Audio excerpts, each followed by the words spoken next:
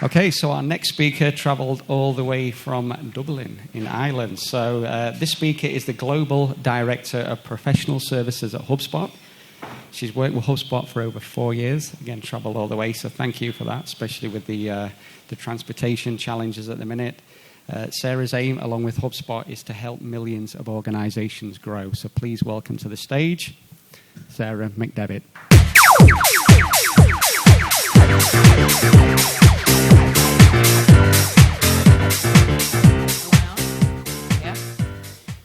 Well, thanks for having me, first of all. I might as well have travelled from Boston, from Dublin, I have to say. But thanks for having me today. Today I'm here. I don't know why that's... Am I getting feedback there? Okay. This is the first time, and now the counter-argument that most people are nice. That's what I'm here to talk about, the counter-argument, to drag the negativity right back into it.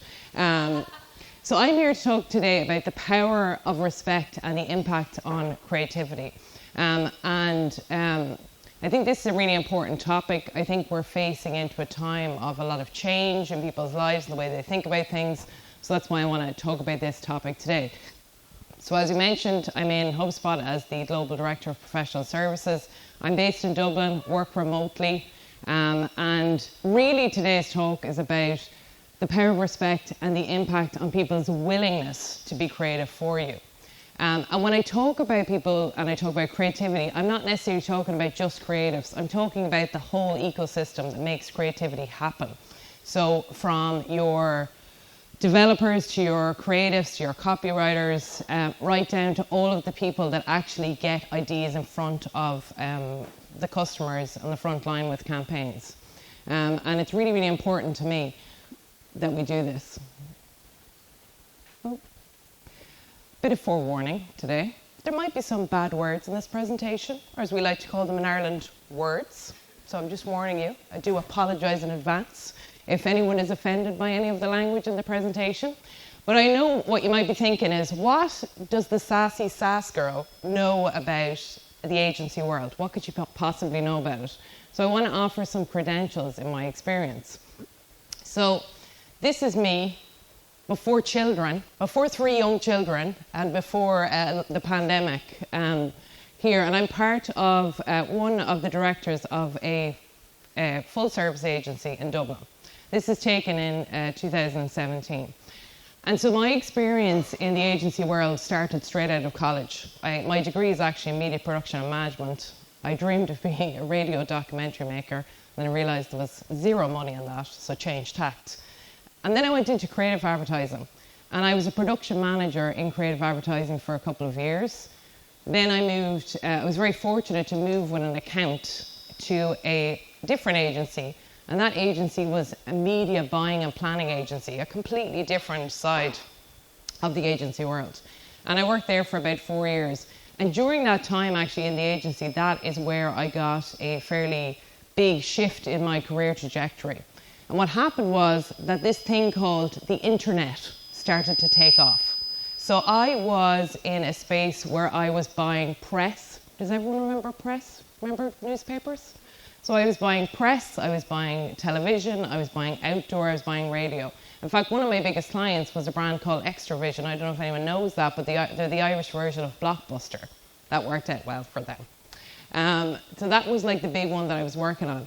But at the time, my boss did have some foresight, and he said, I think this internet thing might take off. I think people might actually start to spend money on it. So he hired a big shot from Dusseldorf to come over and be our head of digital. And at the time, he had to work 3 months' notice. And about 2 months into that notice period, he said, I'm not coming anymore. And my boss had gone around and told every client that we're getting this person who knows all about the internet. I think he's been inside the internet, he knows all about it. He's going to come and tell us all how to do it. So my boss panicked, and he came into the agency floor and he said, what are we going to do? We've told everyone this guy is coming. And in Ireland, there wasn't a lot of digital expertise at the time. There was none.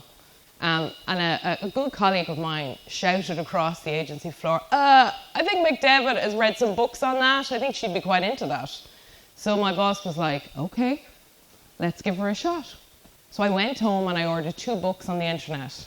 Web Marketing for Dummies and SEO for Dummies. That's a true story.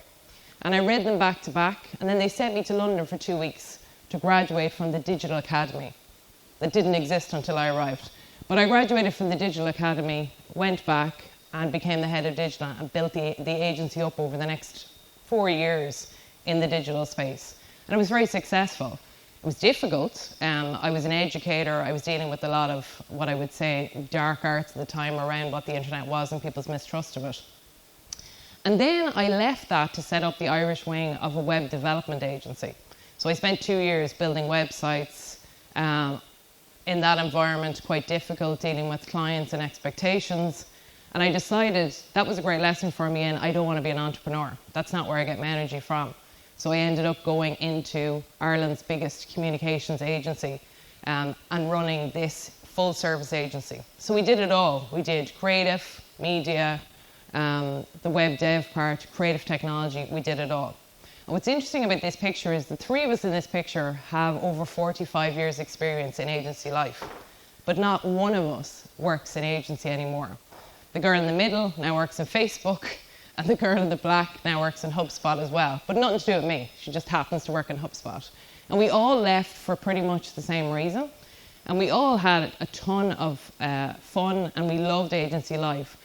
But for me in this picture, I'm 7 weeks pregnant. And this was for me the kind of beginning of the end in terms of my agency life. So while I worked in agencies, I worked for a load of cool brands. We did some really cool shit. None of these brands, because I'd be in a witness protection program if I said who I worked for, but none of these brands. But we really got to do some really cool shit. And a lot of time it was on very limited budgets and very limited timelines. And there's an energy in that, it's great, but it can be very, very difficult. I even got to go to the Cannes Lions with some of the work that we did. I don't know if anyone's familiar with the Cannes Lions. They're running this week. Do people know about the Cannes Lions? Yeah. We never won anything. I want to make that super clear. But I had a tremendous time and drank a lot of rosé. It was a great time. But that was the kind of work that we were doing. And I really, really enjoyed that and got a ton of energy from it.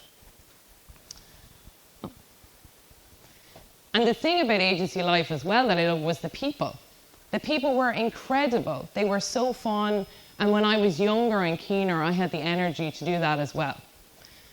But I started to become disillusioned with bad briefs, bad communication. I became disillusioned with having to work late nights, weekends, on pitches, in unreasonable timelines. And yes, agencies can take some responsibility for this, but a lot of it is driven with the incorrect expectations, I think, that have been on the increase on the side of brands. And that's really what I want to talk about today.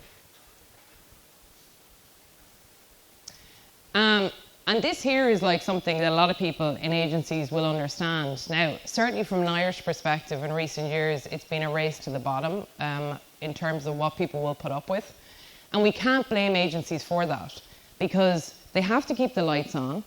Creativity and that industry is incredibly important. So there's a certain, pound of flesh willing to be paid in order to keep the lights on and put up with that. But from my perspective, it's really important that we understand and respect the creative process. And we have a lot of clients who don't respect timelines, they don't respect the creative process, they don't understand good briefs. And for me, that is damaging the future of the industry because it is damaging the retention of talent. And it's really, really important. Ideas are not a vending machine. You don't insert coinage and receive an idea. Ideas have value. And that value of those ideas should be celebrated, and there should be time given to create those ideas and give them the space to grow. And some of the clients I would have dealt with, I dealt with some fantastic clients for the record, but I also dealt with some not so good clients. And I remember the day of my 20-week scan, having a client F me out of it for something so minor. And I decided that day to stand up and say, you know what, you can fuck me out of it tomorrow, but not today. Not today. Today I'm going to find out the gender of my child. Not today. And he kind of went, oh, okay, and hung up. And that was the end of it. But it took that moment to stand up to him to go, I've actually had enough of you now. This is so minor. Show some respect in the creative process. And the other reason I knew I had to leave the industry was I started to get this really bizarre, I guess, thrill, the only thrill I had left in this. And that was when a client fucked up. And they came to me with that face. And they were like, please God, Sarah, help me.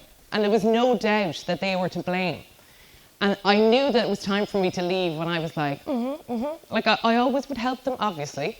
But I knew that this was like a really bad situation for me if I was starting to get joy out of other people's basically fear because they were going to get fired. And for me, that was, as Oprah would say, my aha moment. I kind of knew I had to get out. I will say that I was thinking I don't want to raise my child in this environment with like the kind of like you didn't know where you were going to be at the weekends and the evenings. But I'm not blaming the babies because a lot of women would definitely want to kick me for that one. It's not about the babies. I realised I didn't want to put up with it anymore. And I realised I didn't have to put up with it anymore because there was other places that I could go and I could bring my skills and my experience.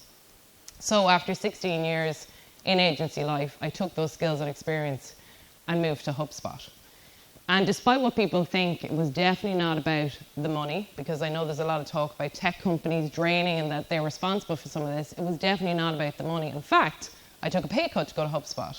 For me, it was about going somewhere where there was going to be respectful interactions. And it took me a while to recover, actually, from my time in agencies. When I first joined HubSpot, I probably spent the first 18 months waiting for the other shoe to drop, honestly. I was really, didn't know how to like properly communicate or interact or respect with people's time because of the time I spent in agency, and that's being honest. I had to relearn a lot of what I was doing. I had to relearn about the way to interact with people.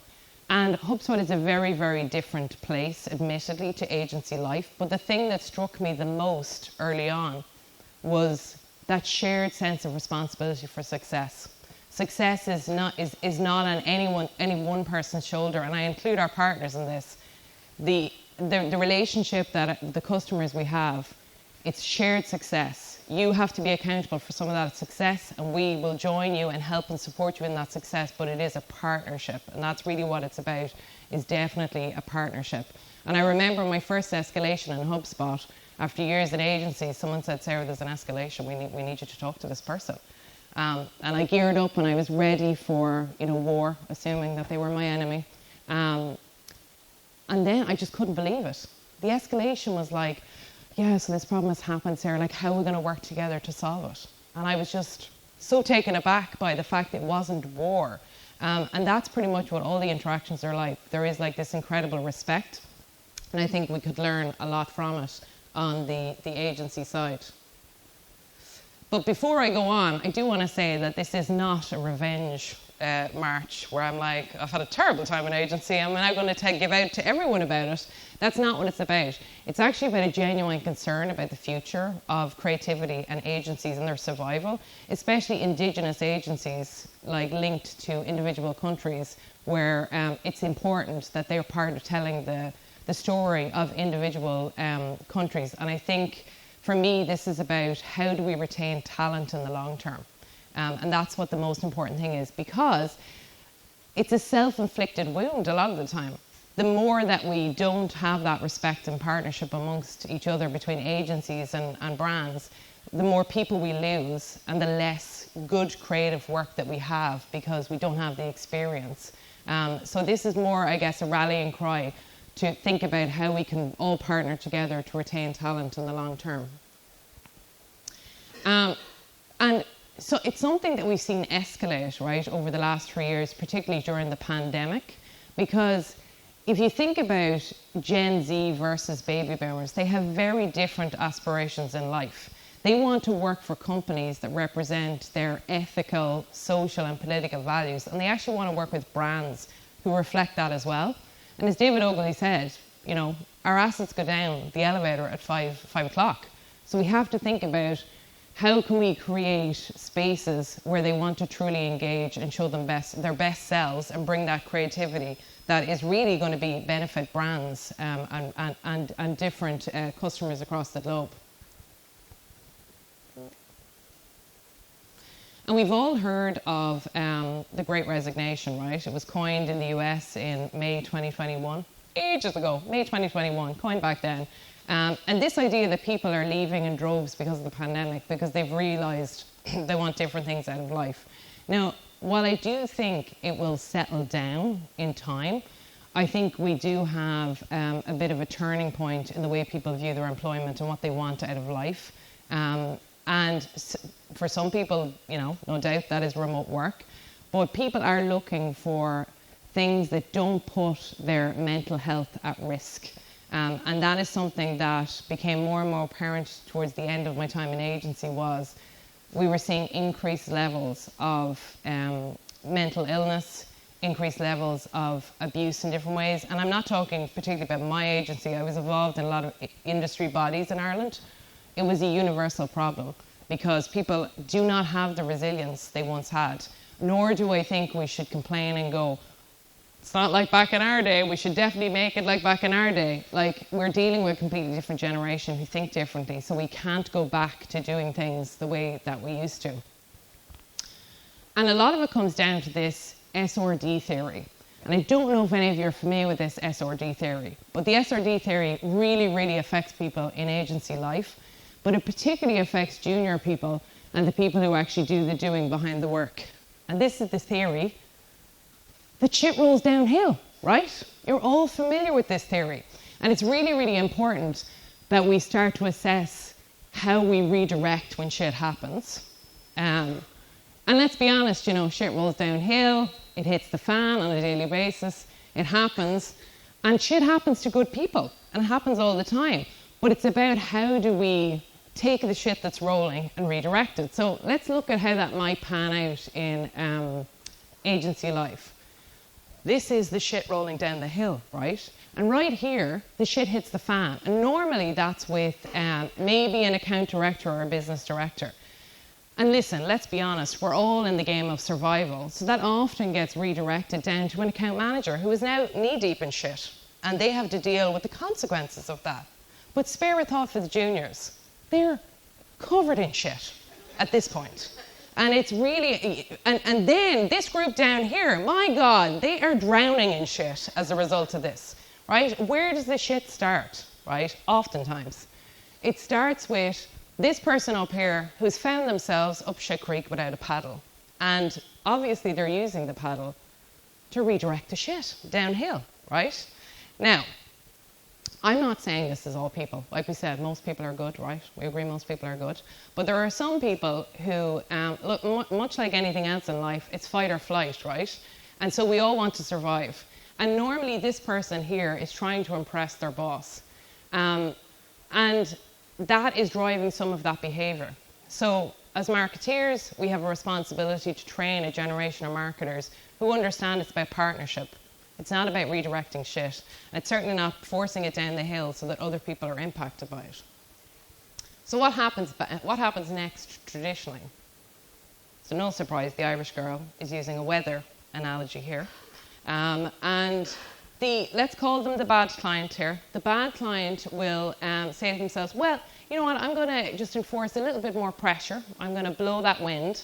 I'm going to be very short-sighted about my intentions and make life really difficult for that person in the short term so that they will button up, they'll hold on to their coat, they're going to close down, and they're just going to try and survive this situation. And then we have the good client who partners.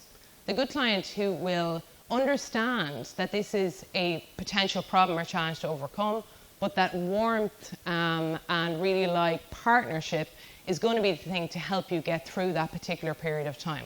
And showing that kind of empathy, I will say, on that side, and understanding that it is a partnership that can be driven by many different things, is going to get you a different outcome, not just on this particular project, but in long-term projects, that you have to be more, I'm going to say, long-sighted about your intentions and your interactions with people in agencies, to understand that if you do show a bit of warmth and empathy, long-term, it's going to pay off for you in the work that you receive.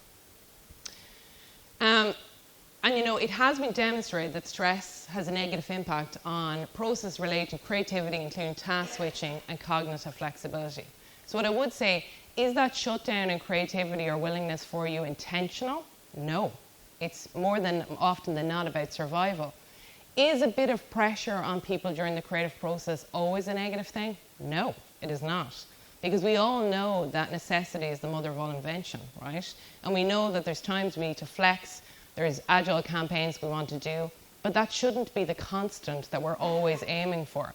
We need to make sure that we're thoughtful about, situations where, yes, a little bit of stress or shorter timelines or lower budget can be flexed, because that will bring out creativity, but it's not sustainable.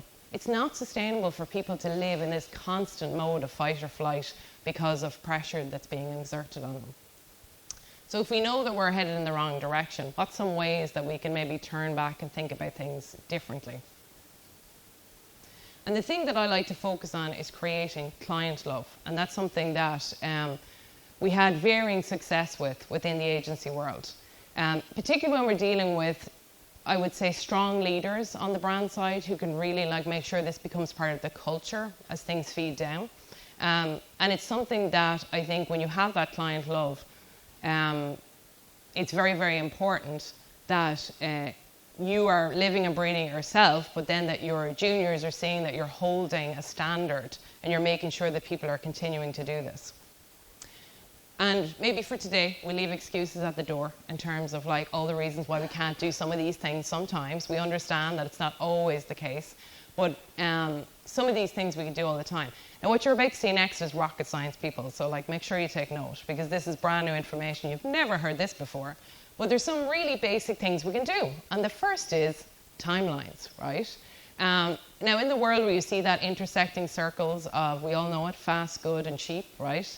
You can't have all three, but you can pick two. It seems to me pretty logical that if you could control one of them, you should control it. And that is timelines, right? So again, you have the ability, most marketers will know when something's coming up.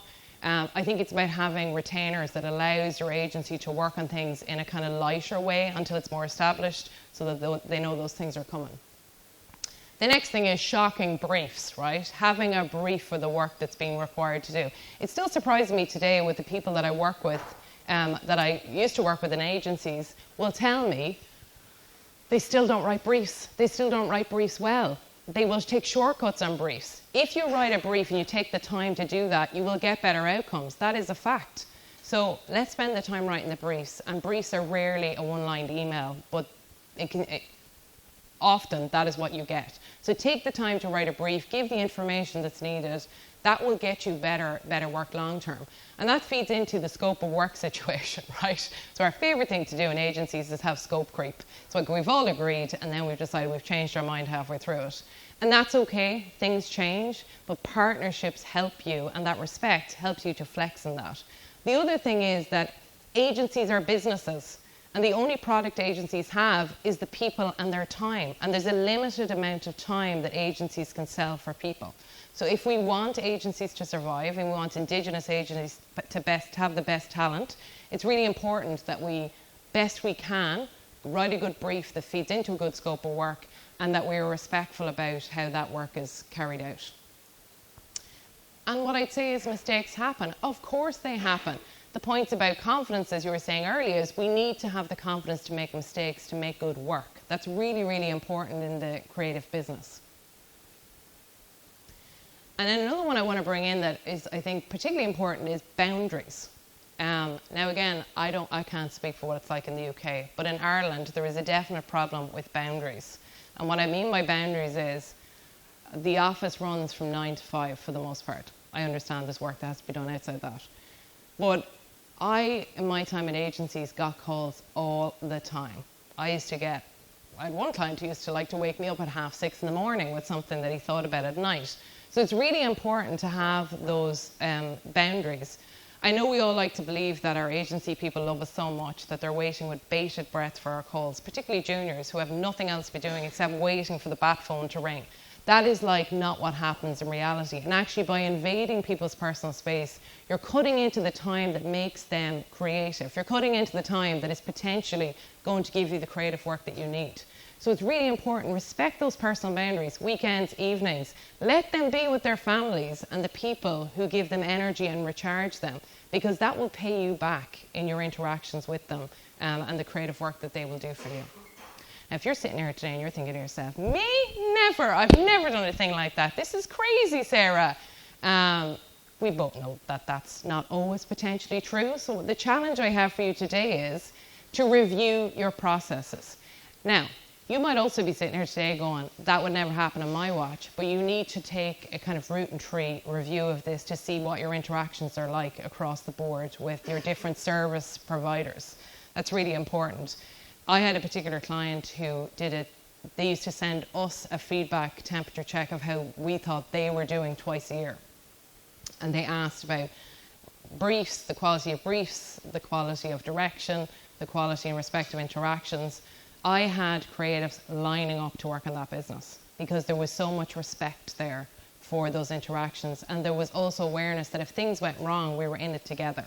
So have that review of your own internal processes. Think about doing a bit of a survey of people that you interact with to find out how you're doing and try and improve on that, because I guarantee that you will get better work. And the other thing I'd say to you is, if you do respect things like personal boundaries, when there is that one actual urgent thing, people will move heaven and earth to solve it for you. They will do anything for it to solve for you if you can respect those personal boundaries. And from my perspective, the reason I want to talk about this, which ties nicely into the previous talk, is it is about confidence. Creativity and work is about confidence. It's in the confidence of imagination, it's confidence in ideas, it's confidence in taking risks. And if you don't have that confidence to colour outside the lines, challenge systems because you fear the potential fallout of it, you fear the shit rolling downhill and be drowning in it, that damages creativity and the work that you get. So it is a self-inflicted wound. And the reality is that stress and anxiety does impact creativity. So when we talk about how creativity can win, it wins by us truly being partners with each other, to have those truly respectful interactions, and to work on a system that will ensure that we retain the talent we need, that we get the best ideas for our brands, but that we build truly respectful relationships that impact that creativity. So that is me. Thank you for listening. Thank you so much, Sarah. Any questions before we head off for a break? Has anyone got any questions? Luke? I've got two, please. Two. So first one is, what do you guys do to retain, one of the things that you do to retain the great talent that you bring in, to empower them to want to stay on the journey with you? Yeah. I think you've said it there, as in with you, right? I think like sometimes there's a bit of a separation between some maybe more senior folks knock off and go, and I think it comes from a culture of, oh, I was drowning in shit one time in my career, but I've managed to swim my way right up and I'm just above the shit hitting the fan. I think like there has to be an element of we're all in this together, and I think it's about having sometimes difficult conversations with clients to go, that wasn't okay, that wasn't appropriate, let's work out a way that we partner, you get the best out of it, but we also protect the talent that we have, because it's just a fact that we are dealing with a different generation who need more help and work on building resilience. That is a fact, and we all have a role to play in that. And I think that saying that, oh, they need to learn that, or they won't learn those things, they're not built like that anymore. So for me, it's about being on the ground, understanding those interactions, and sometimes having difficult conversations is the way that I think it should be dealt with. But honest conversations, not like I understand that we're all trying to survive in the agency world. I understand that, absolutely. But we need to be able to have honest conversations, and it needs to be framed to your clients about the impact on some of their behaviour, potentially on the future work they will get. The second one was, what's something that you do to keep creative? How do you find your space to stay creative in the work that you do, the life that you live? Well, I don't take myself too seriously, for sure. So I'm not a big reader.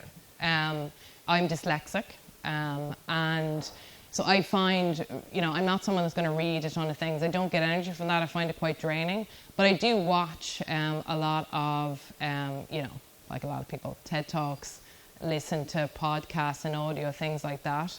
I was actually, I don't know if anyone's seen Jurassic Park Dominion, but has anyone seen it? No? The logo is creepily like HubSpot. Does anyone else notice that? I'm like, oh, God. So I get my energy from doing that. And also, since the pandemic, I've taken up swimming. And I find it quite calming for me. So I go swimming every morning. And for me, that gives me the energy I need to be creative. But the most thing is I do not take life too seriously. No matter what happens, I always tell myself, I won't feel like this 5 days from now. I won't feel like this 5 days from now. Or, you know, we'll laugh about this potentially. It's 6 months from now. Not always, but there's definitely, when I think back of all the terrible experiences I had, I laugh. And I met an old client of mine recently. It was probably one of the worst I had. And he said, oh, God, we really miss you. He goes, we really miss you. No matter how much shit we threw at you, you came back. And I was like, but that's the problem. You just threw too much shit. Thank you, Luke. Great questions. Any more before we go for the break? No? Please put your hand... Ooh, Chris, another question. When you start a new relationship, either on the agency side or the client side, do you have advice on how you can spot, yes, this is going to be a client type of goals, or any red flags that you guys need some work? I don't think it's necessarily about them so much as it's about you setting the expectations of how the relationship is going to work. One thing that they did towards the end of my agency life that I know has had a big impact is they said to all clients, we've banned our staff from sending emails post 5 p.m. or before 9 a.m. on weekends. And that seems crazy, and people at the time were like, this will never work, clients will be enraged. But it's funny, from the feedback I got from clients is it gave them an excuse not to turn themselves on during those times. So they kind of said, it'll wait. Or they could schedule emails because we started to create those boundaries. But I do think it is about setting expectations really, really clearly. This is how we work. If you want the best service, you want the best creativity, and you want the best ideas, and you want a team that will take risks and innovate, these are some guiding principles and guardrails we need you to live by. And I think like setting that expectation and having reviews and reminders of that expectation is important. And the other thing I think that we do at HubSpot that I've learned a lot from is postmortems when things go wrong. It's like figuring out how could we have done that better. So it is an assessment of everyone's performance on both sides and not about finding blame. Thanks, Chris. Just put your hands together for Sarah. Thank you very much. Amazing. Thank you.